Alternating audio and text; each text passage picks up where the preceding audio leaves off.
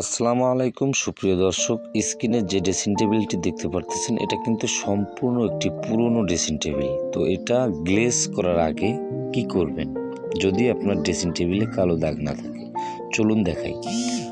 তো দর্শক, এই যে ড্রেসিং টেবিলটা এটা কিন্তু প্রায় আজ থেকে 7 মাস আগে বার্নিশ করা হয়েছিল।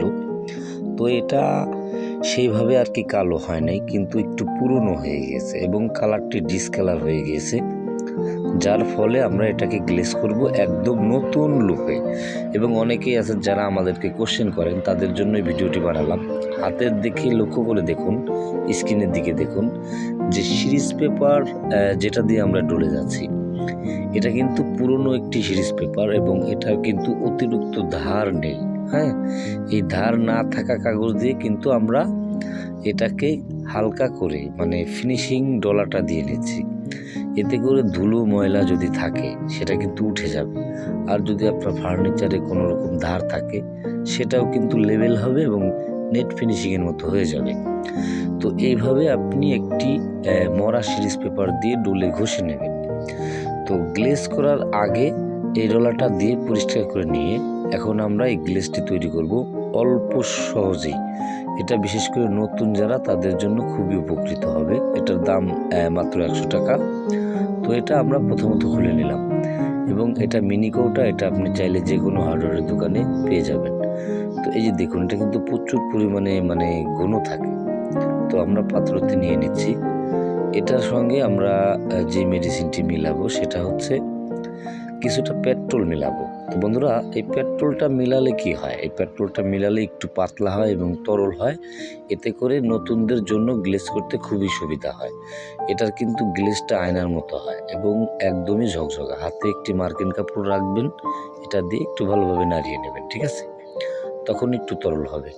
এই যে দেখুন, যখন আমাদের হলো, এই যে দেখুন আমাদের যে নোলাটি, আপনি স্ক্রিনের দিকে দেখুন, নিচের দিকটা মানে যে জায়গাগুলো আমরা গ্লেজ করি না সেই জায়গাগুলো কিন্তু দেখতে সাদা দেখা যাচ্ছে, এবং যে জায়গাগুলোতে আমরা টান দিচ্ছি এবং ব্রাশ দিয়ে সেই জায়গা কিন্তু চকচকা গ্লেজ হচ্ছে।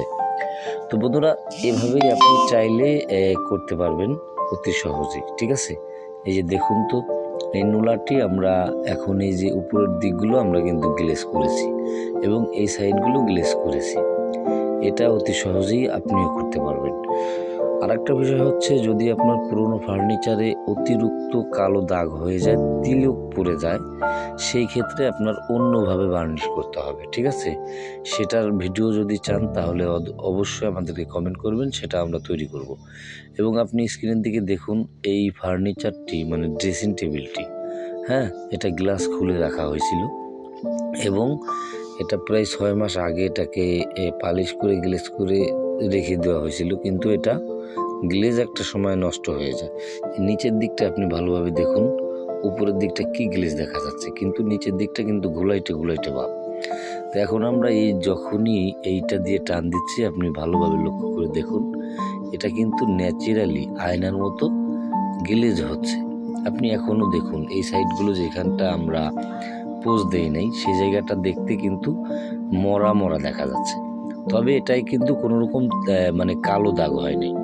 এই যে দেখুন, যখনই আপনি এভাবে রক্সি ক্লিয়ার বার্নিশ দিয়ে গ্লেজ করবেন, তখনই কিন্তু দেখবেন যে এটার একটি নতুন লুক হয়ে গেছে। এবং এভাবেই আপনি চাইলে অতি সহজে যে কোনো ফার্নিচারে গ্লেজ করে নিতে পারবেন। এই যে দেখুন, অলরেডি আপনাদের মাঝে এই ভিডিওটি উপস্থাপন করলাম এই জন্যই যে যারা আর কি আমাদেরকে কমেন্ট করে জানান, তাদের জন্যই আমি এই ভিডিও শুটটি নিলাম। তো বন্ধুরা, প্রত্যেকটি ডিজাইনের ভিতরে ভালোভাবে তুলির মাধ্যমে এটাকে করতে হবে, ঠিক আছে? এই যে দেখুন, এবং ডিজাইনের ভিতরে এভাবেই করতে হবে যাতে করে আপনার কোনো রকম কোনো জায়গায় বাকি না থাকে। এই বিষয়টা খেয়াল রেখে আপনাকে অবশ্যই এই গ্লেজটা পোজ দিতে হবে। তো এই যে ড্রেসিং টেবিলটা, এই যে জায়গাগুলো আমরা আর কি গ্লেজ করেছি, এই জায়গাগুলোর লুক দেখুন, এবং যে জায়গাগুলো এখনও টান দিই নেই এই জায়গাগুলোর লুক দেখুন। আপনি নিজেই অবাক হবেন যে আসলেই এটা কি সম্ভব। তো বিশেষ করে যারা বার্নিশে নতুন রয়েছেন তাদের জন্য একদমই সহজ একটি উপায়। যদি আপনার ঘরে পড়ে থাকা পুরনো ফার্নিচার কালো না হয়, অতিরিক্ত নষ্ট না হয়, হালকা গ্লেজ নষ্ট হয়ে যায়, সেক্ষেত্রে আপনি মাত্র 100 টাকা খরচ করে আপনি চাইলে চকচকা গ্লেজ করে নিতে পারবেন অতি সহজে। এখানে অন্যরকম কোনো কিছু মেলাতে হবে না, আপনার রঙও মেলাতে হবে না, আপনাকে বার্নিশও করতে হবে না, যদি আপনার নষ্ট না হয়ে যায়। ঠিক আছে?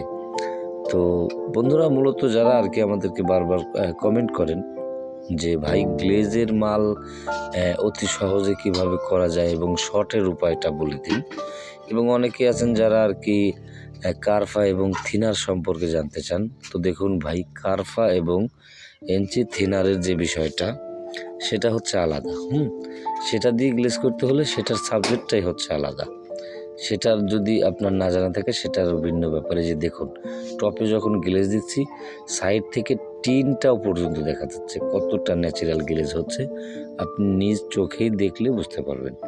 এবং এটা তো আসলে অজানার কিছু না, এটা তো ভিডিওর ভিতরে আপনাদেরকে দেখালাম যে এটাকে কিভাবে সম্ভব যে ভালো গ্লেজ করা যায়। তো বন্ধুরা, এটাই হচ্ছে আসলে পুরনো ফার্নিচার গ্লেজ করার আসল একটি রহস্য, গোপন একটি টেকনিক, যেটা হয়তো বা অন্য কেউ বলবে না। তো এটাই ছিল ভিডিও। দেখে কেমন লাগলো অবশ্যই আমাদেরকে কমেন্ট করে জানাবেন। ভালো থাকবেন, নেক্সট ভিডিওতে দেখা হবে। ধন্যবাদ। আসসালামু আলাইকুম।